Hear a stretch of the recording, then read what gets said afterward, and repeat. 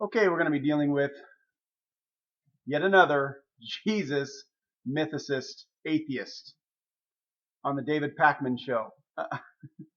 um, this, again, I keep saying this over and over again. Christians, if you follow me or listen to me, this should convince you of presuppositionalism, presuppositional apologetics. This view is so laughable amongst historians and scholars, but so many atheists hold this. The majority that I talk to either hold this or think it's a legitimate view that Jesus did not exist.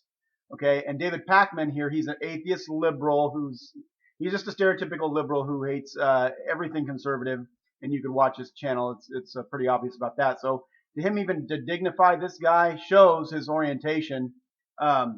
I don't know if David Pakman holds this view. He seems to bring out the other side as well. So I'll hold on him. But this other guy on here, I want to show you why the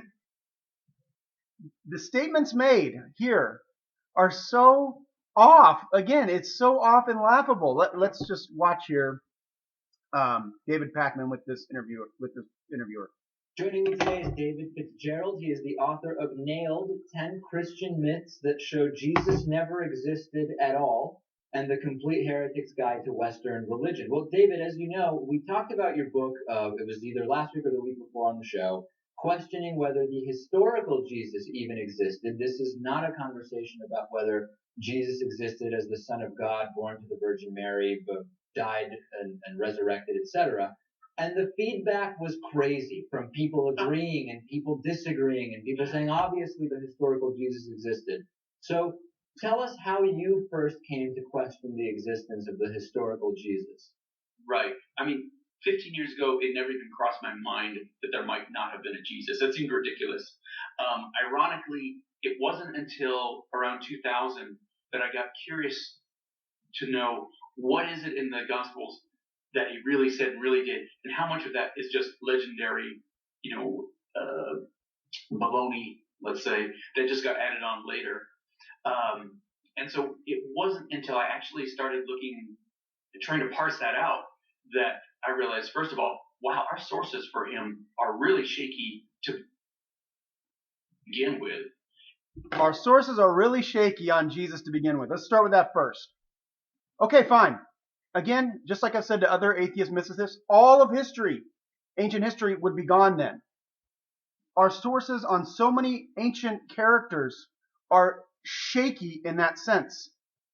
Jesus, we have 27 documents, the New Testament, that attest to his existence, okay, and assume that he existed. I know mythicists argue that Paul didn't think of Jesus as a historical figure. Total bunk, okay, complete baloney, which we'll deal with here when he makes his next statement coming up. We do have some secular sources that talk about Jesus as a historical figure, and Josephus, of course, that was edited later by Christian scribes, but there is an authentic section, and you can see in Josephus where the Christian scribe certainly tacked on something when he says he was a wise man, if one can consider him wise. That shows that a Christian scribe is probably tinkering with the text of Josephus. So actually, it's not the case. We have great sources on Jesus. We have the four Gospels and Paul, by the way, and the other New Testament documents, plus Clement, plus Ignatius, and then also you consider Papias as well.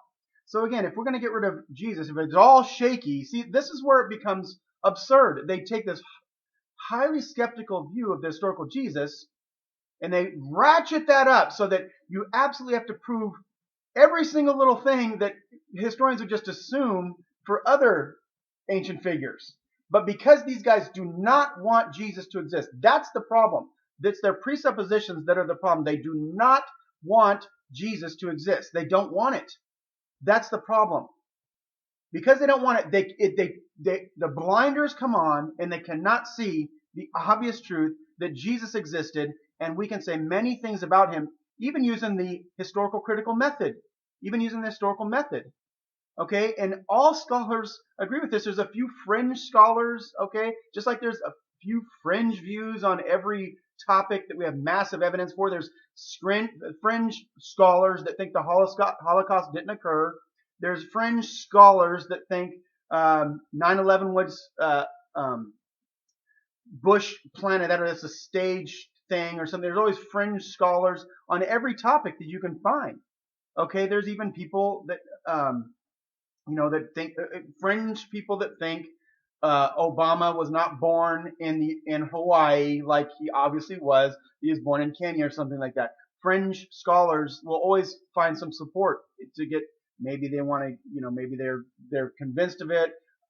Sometimes I really question that, but or they're just trying to get an audience of people, sympathizers, people who don't know the field. Like this guy obviously doesn't, which he's going to make a statement here that shows he just has no clue of the field of scholarship on the historical Jesus. He just does not know it. If he has, he's selectively studied only people like Richard Carrier or Robert Price, and that's it. He has not studied other people or just kind of skimmed over their stuff and knows about them. Maybe Bart Ehrman, again, who is not historical Jesus scholar. He's a lower critical scholar. That's his prime. That's his prime area of expertise. So again, our sources on the historical Jesus, actually just using the historical method, are very good to construct a general outline of his life. That he was from the Nazareth. He had a ministry in Galilee of healings and exorcisms. He had 12 disciples. He was preached the kingdom of God. He was a Jewish prophetic figure. And even many do consider him to claim in some sense to be a Messiah of a sort. And he had a very high self-awareness of his position in the kingdom of God.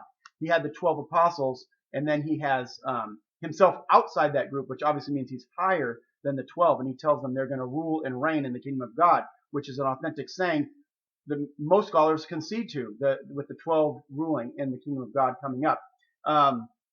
He had a final journey to Jerusalem for the Passover. He was crucified. He's correct that we don't know if it's 30 or 33 AD, but most scholars that I know would side with 30, which I would say is the more accurate date, which is 30 AD, the Passover 30 AD. And he had a final meal with his disciples, and he was crucified under Pontius Pilate. His tomb was found empty. Now this was kind of contested by some scholars, but his tomb was found empty by women followers on the Sunday after his crucifixion. And then they had experiences of him in visions and ecstatic experiences of him alive from the dead that they describe as a resurrection, and even physical, that they describe as a physical resurrection. And then from there, the Christian movement takes off, and it was opposed by a man named the Apostle Paul, who was a huge witness, which he's going to completely leave out. So let's keep going on here with his statement. In fact, they really just boil down to the four Gospels, and the four Gospels really just boil down to Mark's Gospel, which seems to be an allegory. Folks, friends, atheists out there, please, when people make statements like that, just dismiss them as completely ignorant people who have no clue of what they're talking about when it comes to historical Jesus scholarship. They have no idea. The four Gospels come down to Mark. Most scholars, it's pretty divided there, think John is independent of Mark. Does he even... And it's the Matthew and Luke aren't using another source called Q, which most scholars say is another source on the Gospels, and they don't have their own material. Matthew has material that's idiosyncratic to him. Luke has his material idiosyncratic to him. And then Mark is all an allegory? The whole thing? I mean, there's a lot of scholars that would say parts of it are the walking on water, the multiplication of the bread, but many of the sayings have tremendously high historical probability in them. His baptism by John, his debate with the Pharisees over him being in league with Satan, a lot of his sayings that he has with his parables of the kingdom of God, and the kingdom of God is like a mustard seed. All these have incredibly high historical probability. Okay, so and it passes all those tests of the historical method. So when he makes statements, and then he completely leaves out Paul. Paul, and a lot of mythicists say this, Paul didn't say anything about the historical Jesus. Baloney, he did. Paul had visited Peter and James, Jesus' number one disciple, and Jesus' brother. That's attested to in Galatians and in Acts, okay? That he had visited those two within 3 to 5 years of the crucifixion. And Paul talks about the traditions he received from them in 1 Corinthians 15. He talked about the tradition he received from them in 1 Corinthians 11. And in 1 Corinthians 9, he's talking about, 1 Corinthians 7, he's talking about the tradition he received regarding the Last Supper. Okay? So all these scholars would say these are traditions that he received from the Jerusalem church that he's passed on to the Corinthians. Okay? A lot of the ethical teachings of Paul come direct from Q. You can see the correlation there between Q and Paul himself. So Jesus' life is based on the four Gospels, which is based on Mark, which is an allegory. I just can't tell you how ridiculous that statement is. There's so much he's leaving out. And then Mark himself is using multiple traditions in his gospel. You can see that even in the end with Mark's 15, he mentions the women. And then in Mark 16, he mentions the women again. He names them again. That shows to many scholars that he's using two different traditions for his passion narrative and the ending of that, and his empty tomb narrative at the beginning of Mark 16. So what we have is not one guy. Again, they make it's so just ignorant. It's so unbelievably ridiculous. I don't know, how, again, it's like responding to a 911 truther or somebody who thinks the Apollo moon landings were staged at a CBS studio. They just deny all this evidence, this massive amount of evidence, and just look at this tiny part that they want to see, and they only study certain people that they want to study, and they sound like fools when they make statements like that. So what we have the four Gospels.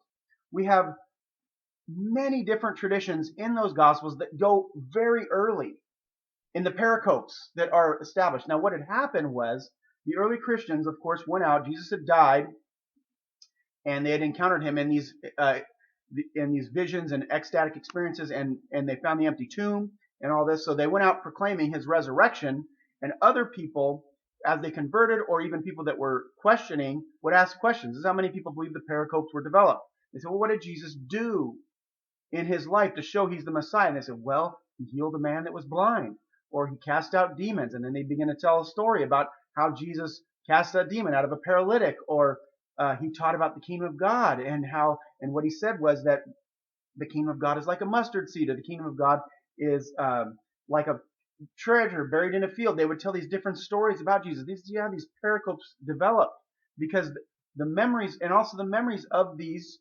ancient people, like I said in another video, we are a visual culture, whereas in first century Israel, they were an oral culture, so that what they heard was very important to them, and they were able to memorize things very well.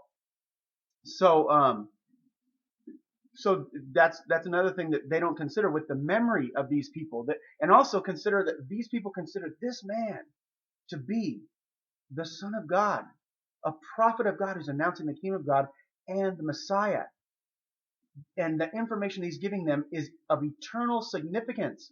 So to say that they would just make things up or change things, like I said before, I believe in another video, what if I came to Americans and said, hey, again, these are huge events to them. Okay, so let me parallel it to a huge event in American history. If I go, hey, on December 7th, 1941, those Al-Qaeda terrorists were really brutal in destroying the Twin Towers.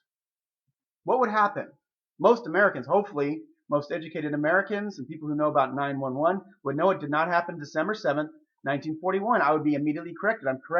I'm mixing two stories together, Pearl Harbor and the Twin Towers, the falling of the towers. So that's a huge event to Americans. We remember that 9/11, 9/11, 2001 with the Twin Towers. If I mess up the date, if I mess things up on that day, or I say the Japanese attacked us on 9/11, I'll get it corrected. That's what would have happened in the early Christian community. If they're saying things or making things up whole cloth without any backing or any kind of a core of truth to what I'm saying, I would be immediately corrected by the community. And that's another thing you need to consider is Mark wasn't just one guy writing. Yes, there was one guy writing the whole thing, but he was writing for a community of people who knew these stories. And if he writes a gospel that's all messed up, it's all made up, it's all fabricated, they would have rejected that gospel. Same thing with Matthew, Luke, and John. This is exactly what happened to the Gospel of Thomas and other Gnostic Gospels. When these Gospels came into the Christian community and Gnostics were saying, hey, these are authentic Gospels, the Christians said, no, they're not. And they rejected them. That's why they accepted the four, because they came from the apostolic community and they were authentic to the Jesus tradition, whereas the Gospel of Thomas and other Gnostic Gospels weren't. So again, when atheists make statements like this guy makes, just dismiss them. They're almost not worth arguing for. I just want to chronicle these to show, especially other Christian brothers, presuppositional apologetics is the way to go. It's much more the way to go than evidential apologetics. Because this guy, if I try to start to reason with him or something, his view is so, he can't see. He will not see the truth of the evidence of what's behind the gospel stories and the historical Jesus and even the historical method. Okay, so anyway, that finishes this, and hope you have a great day.